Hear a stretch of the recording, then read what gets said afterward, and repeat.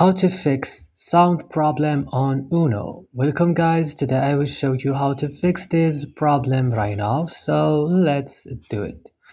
So what you should do, open your settings of your device. Go now, click on your apps option and search for Uno.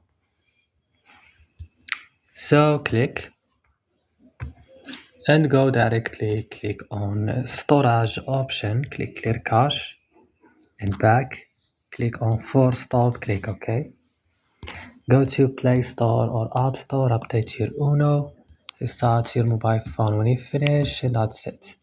So guys, I hope this video was useful. Don't forget to like, also subscribe, and bye.